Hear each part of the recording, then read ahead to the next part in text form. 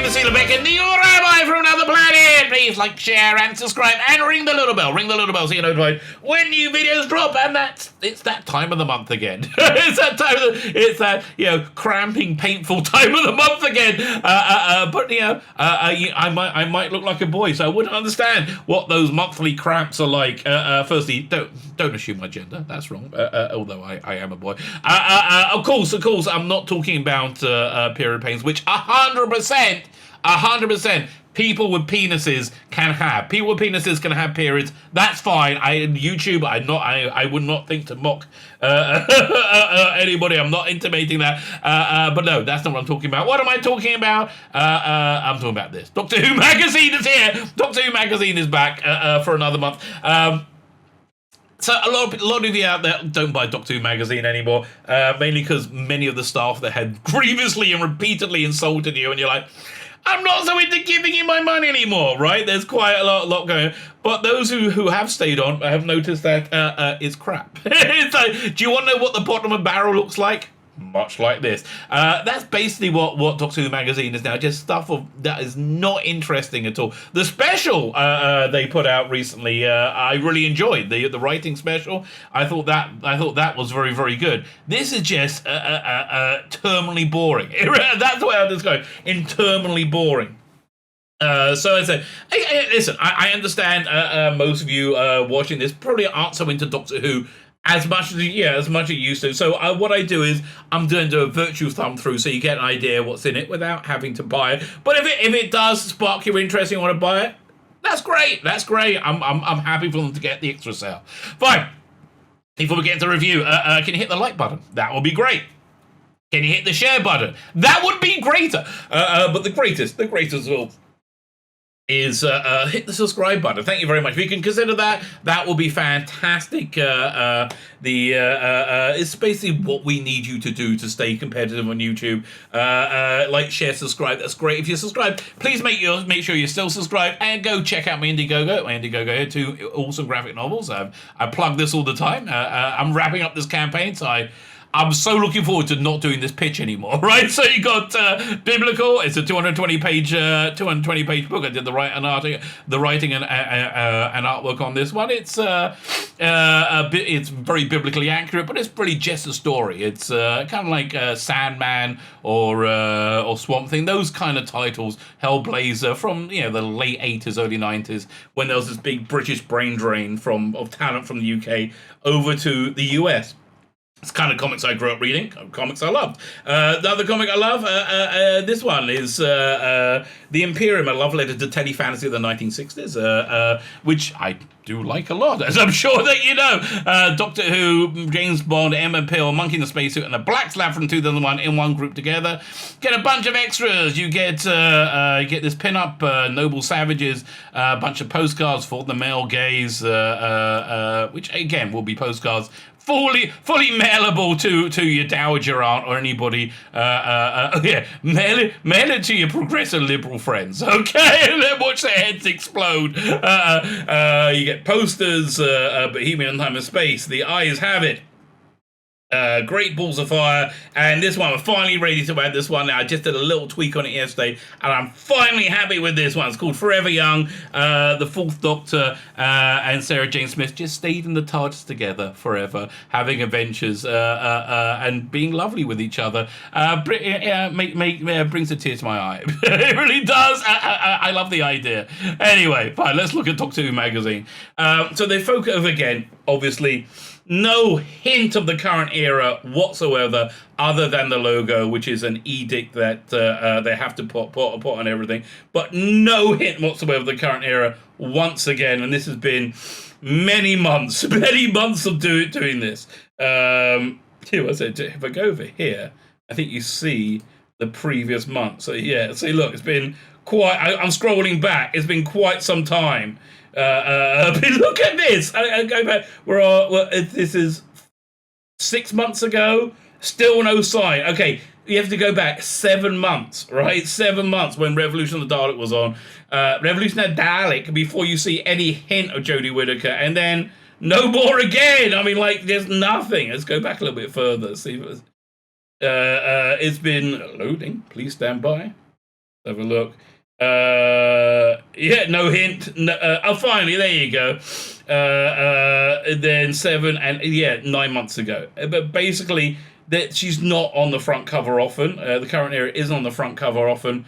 I have a theory for that. My theory is it's not very popular. People don't want to buy it. It makes less people buy it. So this, they're looking very much on the season 24 Blu-ray. They have a disc by disc guide. I do like the disc by disc guide. It's not entirely clear. I went over that last night on my live stream, but it wasn't entirely clear what some of the features on it. Good cover though. Nice design cover, and I think you get a blank version. Let's go to page overview.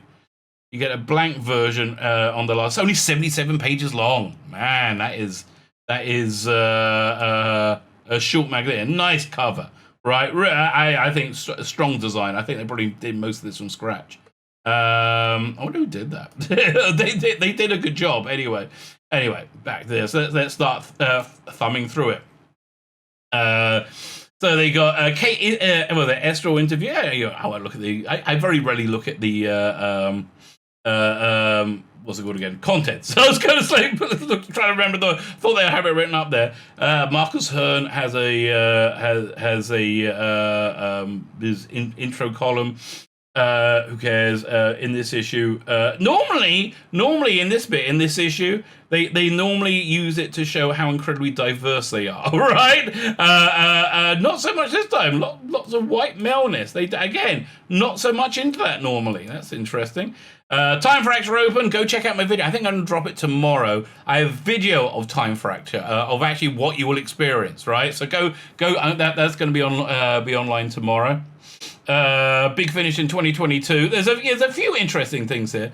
First Doctor Adventures, is it going to be Dave Bradley? Is it going to be Peter Purvis? Is it going to be William? I need to know more. Second Doctor Adventures, Beyond the War Game, so season 6B.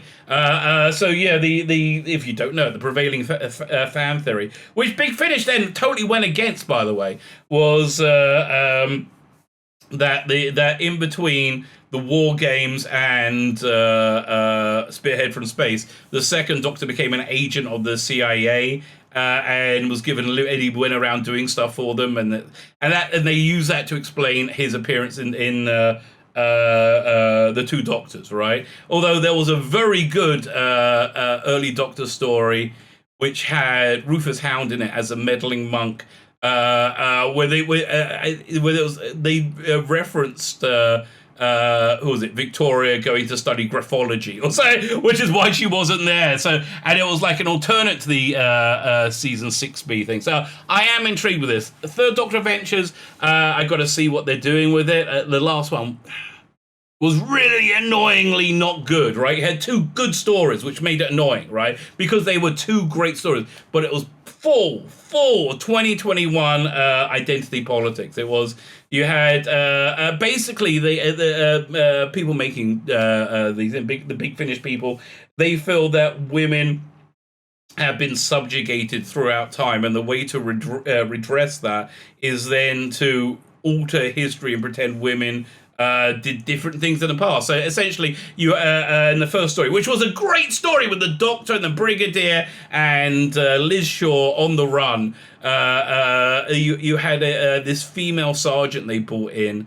And it was just stupid because, like in 1970, you wouldn't have female. You had it was very rare that you had female sergeants, and it just would have worked so much better with Benton in that character.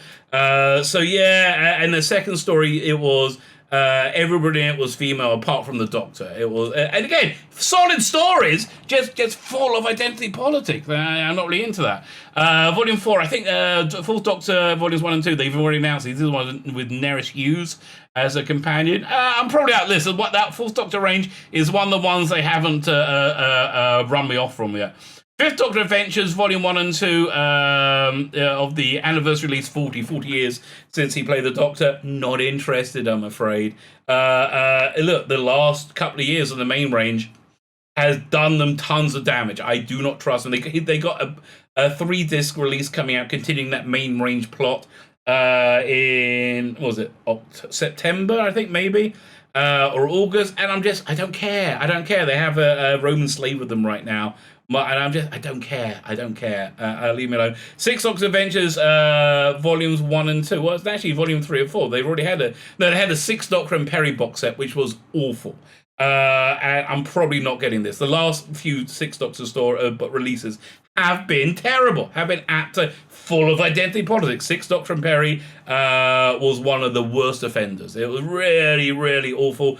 Seventh Doctor Adventures, they haven't run me out yet, but again, I got to see who's doing it. Eight Doctor Adventures, Volume 1 and 2. So this is interesting. They are moving on from Stranded, which I have also moved on from. It's after following the Eighth Doctor's story, I mean, like, all the way, like from 96, buying everything. It's been rebooted several times. The Lucy Miller stuff, and now the Dark Eyes box sets and follow. I'm out. They finally ran me off. Okay, so apparently I think I'm not the only one. They're rebooting the Eighth Doctor Adventures again. Okay, which I think they probably have to do now. I'm excited about this. Age of Chaos. I'm actually going to order this. I'm glad that I didn't expect this to come out. It's going to be another collection of Doctor Who comic strips. They're using ones from the yearbooks. I think they got 1 or 2 left. I hope they do something else where they put all the backup strips, like the Auton strips, Return of the Daleks, Cyber. They had a bunch of really, really good backup strips. Oh boy, man. I feel bad for that boy. That's fucking really. Ooh. Yeah, dude, it's good to be a man. Okay, it's good to be a man. That's all I'm telling you. You should embrace. You should embrace your own gender. Starletter is about. I mean, he gets a Stranded 2, which was leave it alone. That's a nice piece of artwork, isn't it? Planet of the Waves. I like that. And generally speaking, I like all the fan artwork they put in there, even when it's of the eras which I don't like. I like to see fan creativity. Let's have a quick look, see what's here. I got to listen to this first part of a recent Phantom Events interview with Marcus Hearn, Paul Ware, and Emily Cook talking about Doctor Who magazine. I actually got this was from about 8 months ago. I'm intrigued because Doctor Who magazine is not doing well. So about the 275 Big Finish release main range releases. A recreation of the music video for Aha's 1995 Take On Me, compiled entirely from spoken words by characters from Doctor Who. Okay! That looks like Linda, right? Celebrate Season 24, Benjamin Cook, screw off. Benjamin Cook is very, very talented writer, a massive douchebag, in my opinion, a massive douchebag who sits on Twitter to tell people that they're wrong when he's wrong, right? He was all mad one time because some women didn't want to have trans women in a female-only space. And he's like, well, what's wrong? And I chimed in. I said, I think it's they are uncomfortable being around people with penises, even we're back to that again. Yeah, even if they are female penises, and he got very upset. And then another one of these music things put together by Emily Cook. It's not for me, good for them. Tell you again, Essential the Sidemen. This is a good piece of artwork, okay? And I do not like the era. This is a good piece of artwork. By the way, that's an awesome custom. I love that. Man, it looks a little bit like the Rani, pretending to be Mel. But other than that, that's an awesome custom. But then look at that. Look at this piece of artwork. It's very good. Yeah, I think this is very, very good. Again, I just don't like the era. And Paul McGann meets Jackie Green. Okay, good for you, Jackie Green. Again, nice cover. Really nice cover. They've had good covers. Look, they do a bunch of the recent covers. Nothing with the current era, right? Nothing with the current era. Other people, actors still work amazingly. So don't really care. Oh, wait, what's Louise Jameson doing on audio? Louise Jameson and Matthew Waterhouse perform alongside Keith Drinkle and others in Moria Moments, a weekly podcast from Nigel Affairs. 3-6. Okay, I'm not really fine. Whatever. Good luck with it. And a bunch of people died. Okay, bye. Blessed is the truthful judge. That's what Jews say when somebody dies. Say Bruch Dayan Emet. Blessed is the truthful judge. This feature is actually quite good. This month in 1978, they do this every month. This is one of the only things that actually genuinely interests me, and I find it's an interesting read. This not so much so. This is a big article about the finding during the research for the forthcoming season 24 box set, producer Rich Lato discovered the wealth of previously unseen material. Yeah, I've been through it, and not that interesting. That's the bottom line. It's just like, so this goes for 1, 2, 3, 4, 5 pages. That's quite long. So yeah, but look, they basically treat these box sets, these Blu-ray box sets, as stuff that an archivist in the future can just grab that and have everything, literally everything they could ever want. Bit nice thing of Sylvester McCoy picking his nose there. I think I've got to use that screen grab at some point. I don't know how I'm going to use that, but that looks awesome. Okay, keep an eye out for that happening. On the Blu-ray, there's quite a good. This was on the DVD. Somebody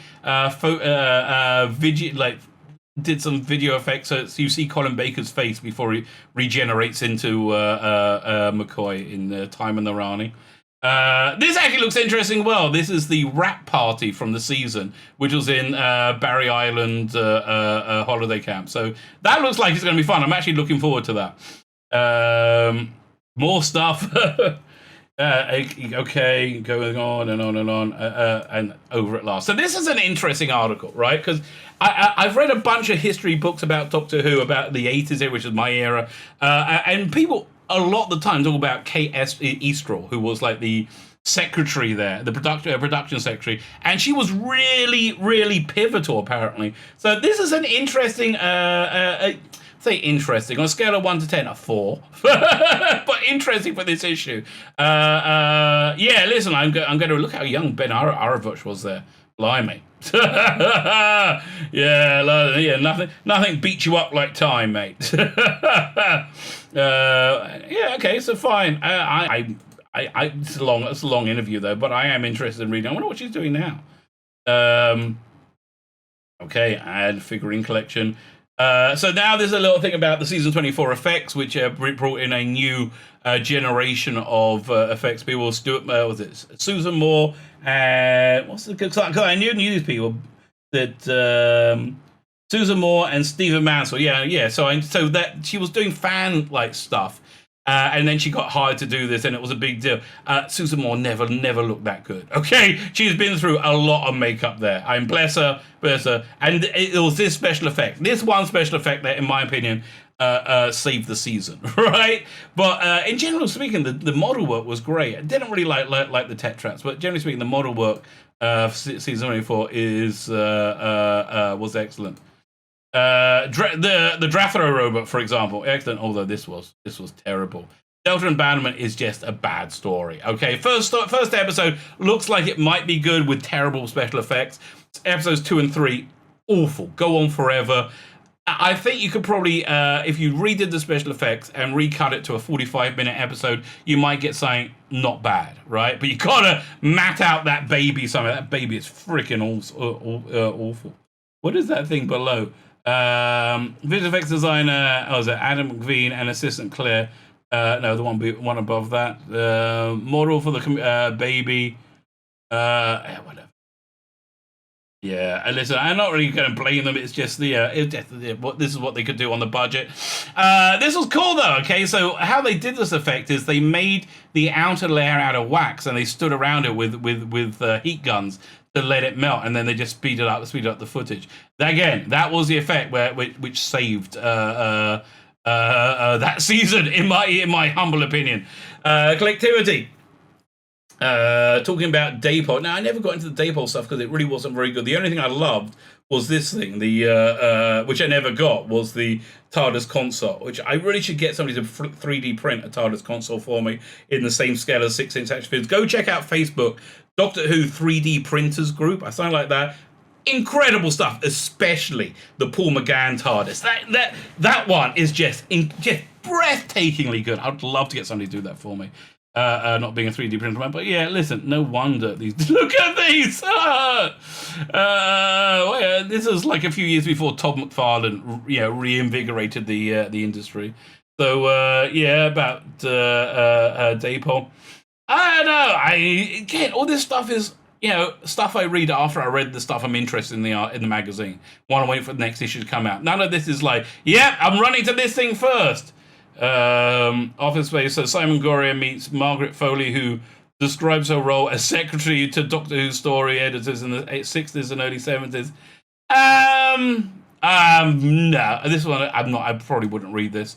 This seems a bit dull. okay. If it's your thing, if it's you, that's great. But for me, just I don't know. It just seems a bit dull, right? Which again, what does the bottom barrel look like? We're looking at it. This is the bottom of the barrel.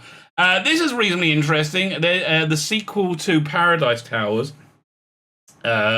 Which wasn't a great story. So Andrew Cartmel made the observation that Paradise Towers, if you filmed it on location in like some disused in a derelict office block, derelict tenement building or something, and you cast a muscle-bound giant as Pex and anybody else as the chief caretaker, you would have had a great story.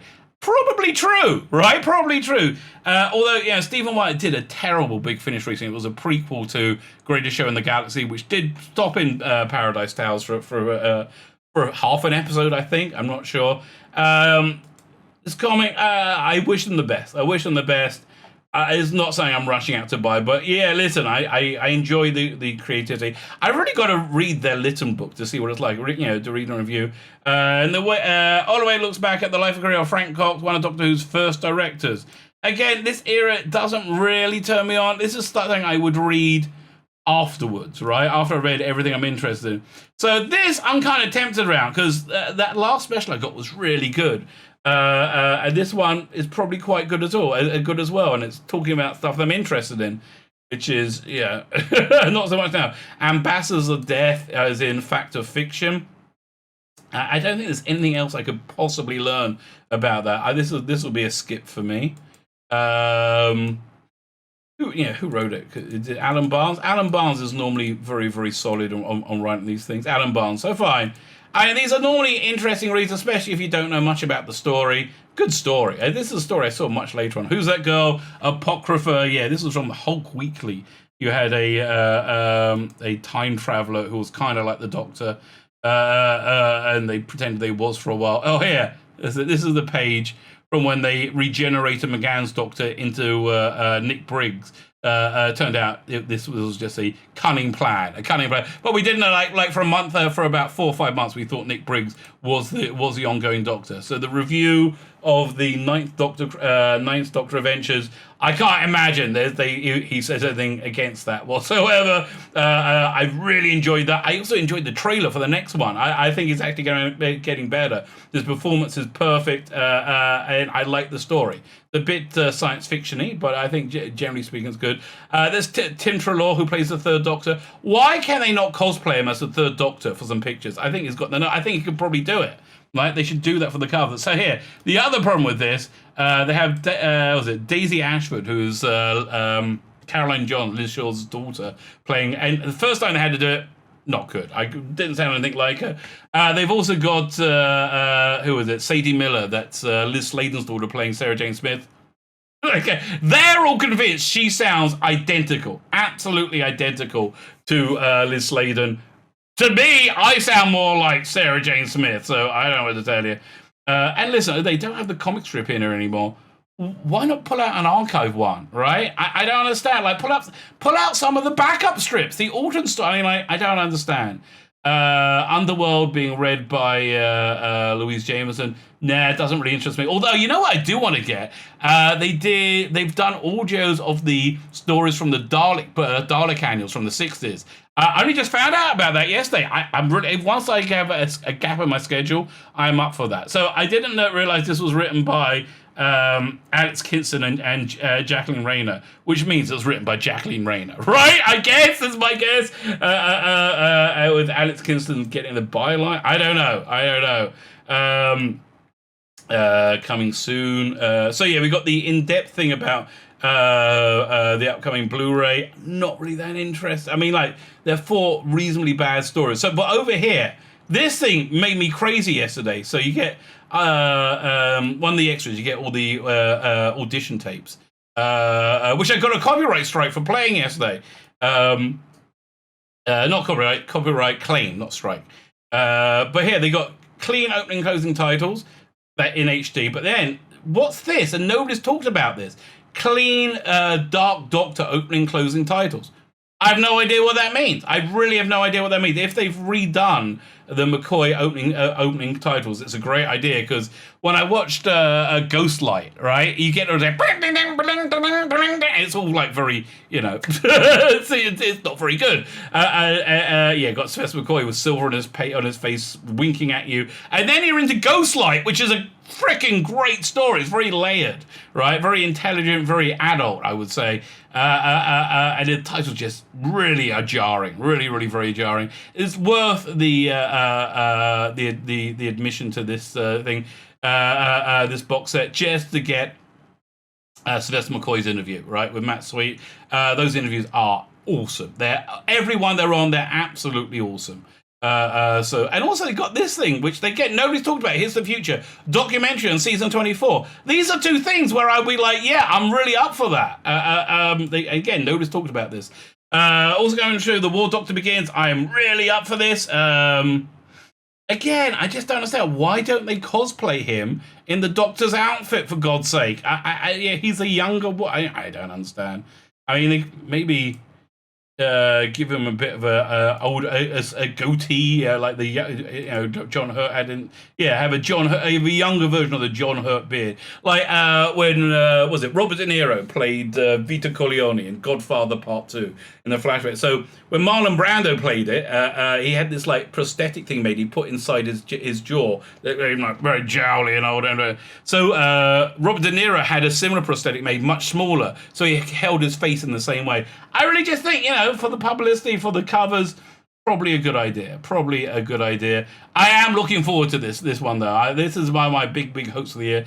Out of Time 2, David Tennant and Peter Davison get together. Bit of a family affair. Will it be woke as hell? Who knows? Probably. Who knows? Next month. Next month they're telling you don't buy this issue. Firstly, the Jodie Whittaker Man Who asks readers questions. My guess, they don't go above 4 pages, right? I bet it's like a TARDIS tin thing, right? They got Kill the Moon, the Fact of Fiction. So, I'm kind of intrigued to see how anybody thought that was a good idea, right? How did that happen? See what else we got. The sets from 10th Planet. They've been doing this a lot recently. Like making computer CGI versions of sets for stories that don't exist. I don't really care. I mean, like 3 out of the 4 episodes exist, and they've done what's it called again? They animated the 4th episode, and then they built the set again for what's that Capaldi story? This last one, not the Christmas one, I can't remember the name of it. But anyway, Apocalypse discovers strange and mysterious creatures. Geez. When I said, this was the bottom of the barrel, apparently not. It looks like this is. Okay? So if you were thinking, maybe next month it'll be better. They told you it's not. You can't argue with them. They can't tell you they're lying to you, right? They're trying to bamboozle you. No. They've been very clear. They're saying it's going to suck. Okay? That's what they're saying. Can't argue with that. My name is Tzvi Lebetkin. You am I from another planet. Please like, share, and subscribe, and ring the little bell. So you are notified when new videos drop.